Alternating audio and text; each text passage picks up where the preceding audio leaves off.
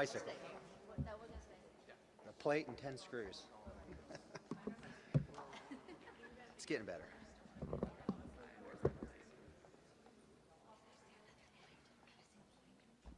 Well, good afternoon. Thank you all for being here today as we come together as a community to solve a problem that for years has faced our country and is currently facing Jacksonville. The drug and overdose epidemic is complicated, it's vexing, and at times it can seem incredibly insurmountable. And we all know that Jacksonville is not immune to this crisis. Oftentimes, the door that opens in fueling this crisis is frankly our own medicine cabinets. In fact, there was a report issued in 2018 that said more than half of the people that had misused pain relievers in the past year had received those from a friend or a relative. This epidemic is not a victimless crime.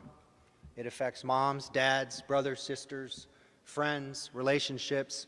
It also is and can be a gateway to crime in our own community. This impressive coalition here today is here to announce a massive spring clean of every home medicine cabinet on the First Coast.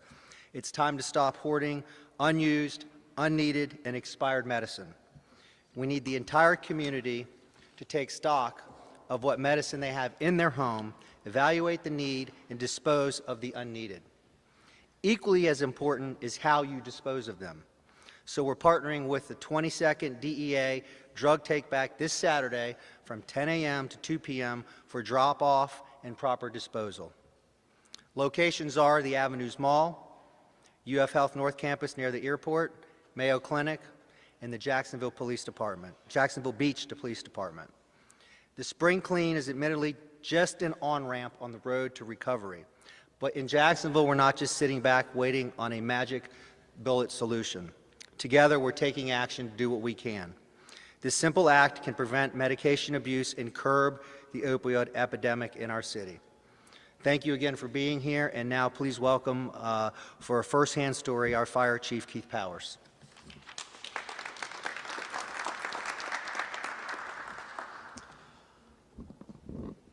Good afternoon. So JFRD responds to a lot of these overdoses that the mayor's talking about. In fact, last year we responded to around 5,000 overdoses, with 400 of those continuing to happen right now every month. In fact, nearly 70% of those overdoses involved an opioid of some sort. Last year, our firefighters, out of those 5,000, responded to 324 youth that were age 19 and under, with nearly 80% of those high school-aged children. Every 2 years, the health department surveys our high school youth about their risk behaviors. And one question is, have you as a high schooler ever used prescription drugs that are not prescribed to you? And the answer was overwhelmingly 22.3% said yes, that they're using drugs not prescribed to them, and that's over 1 in 5 of our high school students. So when you look around here for those that have high school age students, you got to think that somebody's child is using these drugs, and that's why this DEA take back is so important, to get those drugs out of the cabinets, get them disposed of properly so that they're not readily available for these teenagers to get into. I've got a personal story I'm going to share. So I had a cousin that actually Daniel and TJ know very well that got hooked on these prescription pain meds, and he passed away from an overdose. Less than 10 years later, his son, who's the same age as my son, passed away from a prescription overdose. It affects families like mine, and it affects families just like yours, and I think all of us have a story we can tell that's similar to that. So when I say this is personal to me, and that I would like to see everybody in the community participate in cleaning out those medicine cabinets, I ask for your help with that. One thing JFRD is offering is we have opioid overdose recognition and reversal training that's available to the public. Last year, since we started this program and the mayor was generous enough to fund and council supported, we have issued over 7,700 of these Narcan kits out to the public to use. And we can confirm at least 60 cases where the public used this nasal Narcan to save a life. That's big and it's important. So if you're interested in that program, please go to myjfrd.com and you can learn more about it or sign up for the free training that's available. With that, I'm going to bring my friend Daniel Davis up here from the chamber. He has been instrumental in getting involved in this program. And, sir, I want to thank you for what you're doing. So usually the chamber's recognized for bringing jobs to the community and economic development. And some would ask, why have we taken on the task of Project Opioid, which TJ Ward right here is leading so well over the last year? And it's because we believe in building community as well. I mean, you cannot have a unified community who is firing on all cylinders if part of the community feels like they are left out or cannot be a part of the economic development that we're bringing to the community. That's why we believe Project Opioid is incredibly important to make sure that we are safe and whole as a community. And I think this issue today is very important for us.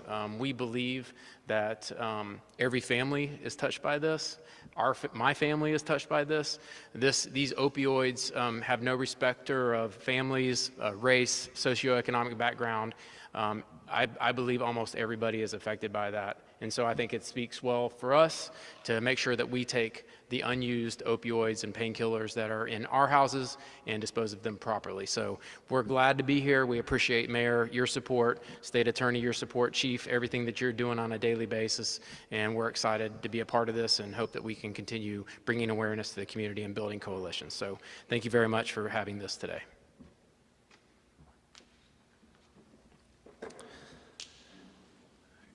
Good afternoon. My name is TJ Ward, and I'm the director of Project Opioid Jacks, an initiative that is funded by the Florida Blue Foundation and facilitated through Jacks Chamber. We convene key leaders across North Florida to confront the overdose crisis through education and awareness, high-level advocacy, and coordinating collaborations across all sectors. We're here today to highlight the importance of prevention in the fight against the overdose crisis. One thing I want to remind everyone when it comes to this issue is that each time you hear a statistic, whether it be a number or a percentage of increase, any data point, it represents an individual life that has been lost. I've personally sat down with several parents who have lost children to this epidemic. People like Rebecca Scheller. Rebecca, can you stand? Just over a year ago, Rebecca lost her son Max to an overdose. Max took a Xanax that was laced with fentanyl, and it cost him his life. Fake pills disguised as legitimate prescription medications are being laced with the synthetic opioid fentanyl, and that is the primary driver of the overdose crisis. We all know that overdoses and overdose deaths have increased dramatically over the past couple of years, and they are trending in the same direction in 2022. I want to emphasize that this new narrative of fentanyl-laced illicit drugs and fake pills does not discriminate. It impacts everyone. As a result, educating everyone in our community on the safe storage and disposal of prescription medications is part of our strategic approach to help reduce the overdose deaths in North Florida. That's why Project Opioid Jacks stepped in to help bring awareness to the importance of DEA Drug Take-Back Day and to help with the expansion of drop-off locations across Duval County. I want to thank all of our coalition partners, but especially those organizations that are standing behind me that have come together to make this Take-Back Day successful. The DEA, North Florida HIDA, Jacksonville Sheriff's Office, Community Coalition Alliance, the Florida Army National Guard, Florida Poison Control, Drug Free Duval, and the Jacksonville Beach Police Department. We hope everyone will participate in this special event because together we can help make our community a safer place. I want to invite up Dr. Schaben from the Florida Poison Control.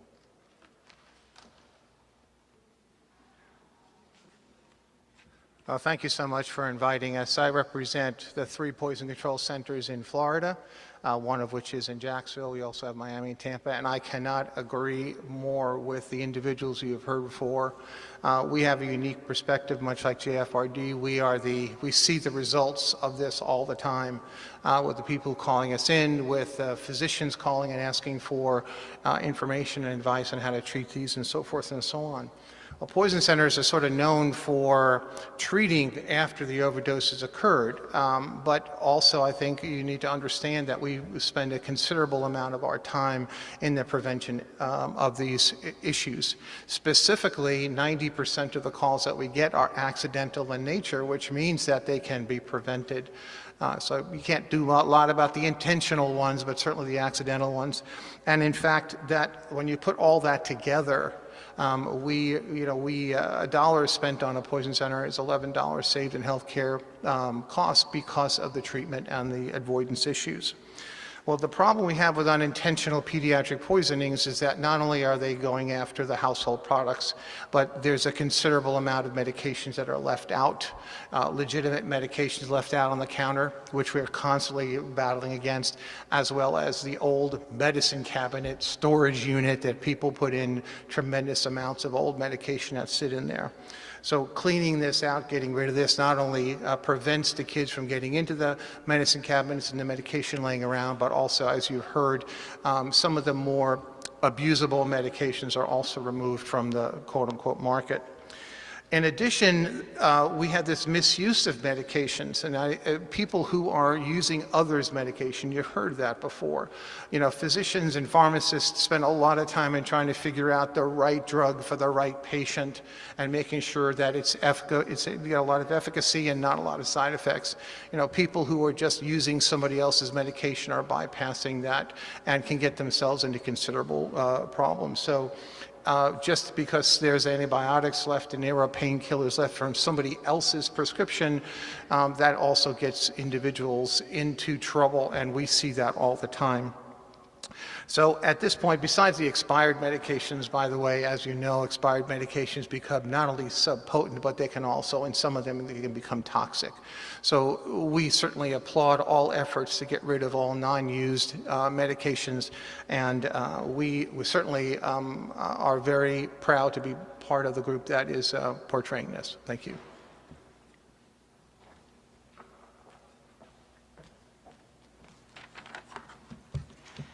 Good afternoon. Thank you for the invitation to allow us to speak today on such an important topic, and as you've heard, obviously an issue that is impacting all of us across this country and across our own community.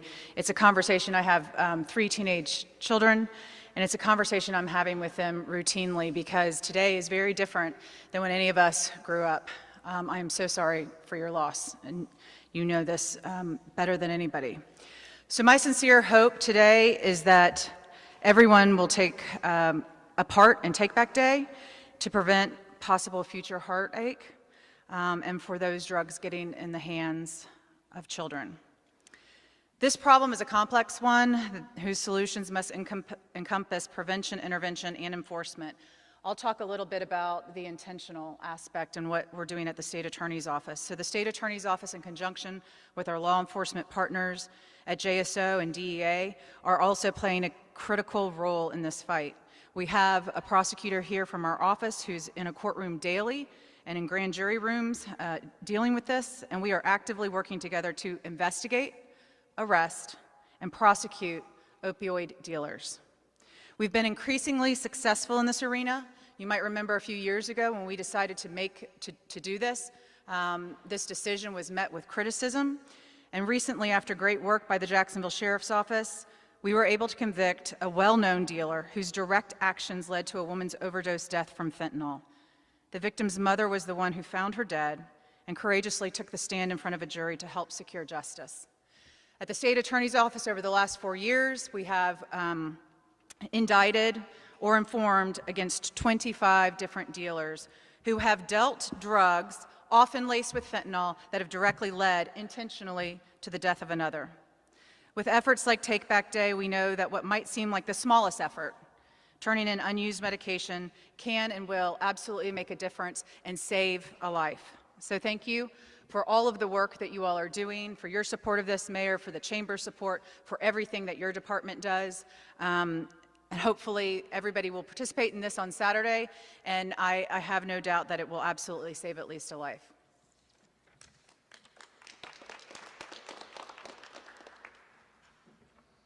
Thank you. I'm Corey Nichols. I'm Mayor Pro Tem of Jacksonville Beach, Florida, and I just want to reinforce that we will have a pickup location at the Jacksonville Beach Police Department located at the corner of Penman Road and Shetter Avenue.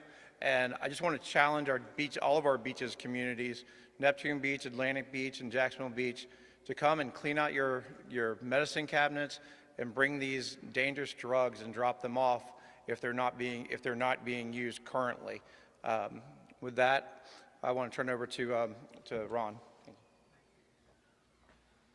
I am the last speaker, so thank you.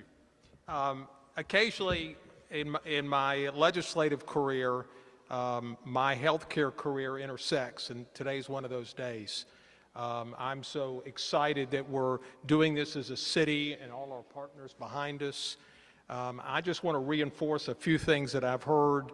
Number one, our project Save Lives that the administration worked with the City Council on, we're spending $1.3 million a year addressing those people that the Chief Powers mentioned that are coming into our ERs trying to get them help so they can recover their lives.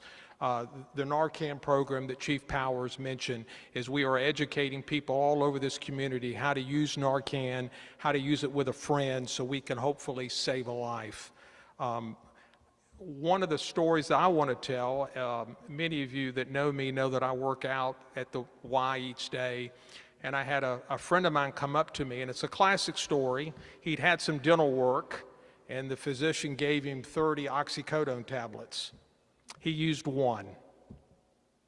Ron, what do I do with the other 29? Classic story, and I'm sure it happens to all of us. This is the opportunity to get rid of those drugs, bring them into the program. And I should also reinforce what Dr. Schaub had mentioned. This is also an opportunity to clean out your cabinet, antibiotics, particularly, all sorts of things that you may have used. It is not for use in the future for a friend, or even if you develop similar symptoms, you should still see a physician. So take this opportunity to bring all this stuff in and get rid of all of it. Clean out your cabinet. It's so important. So with that, we'd be happy to take any questions anybody has.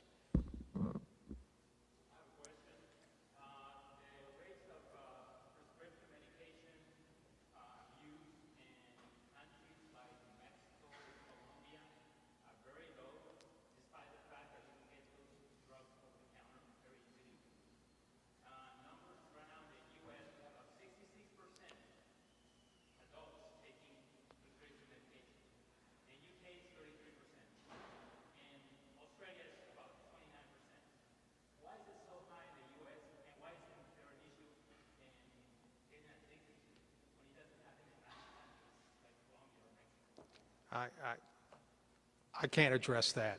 I don't know why they have less frequent rates in other countries.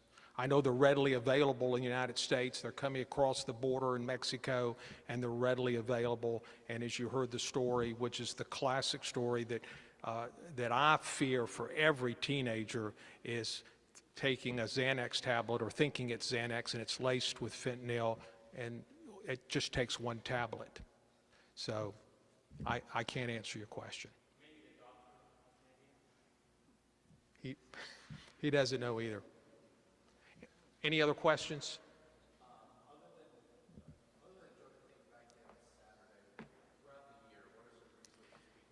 That's a great question. Most of these pharmacies and locations will take these drugs back year-round.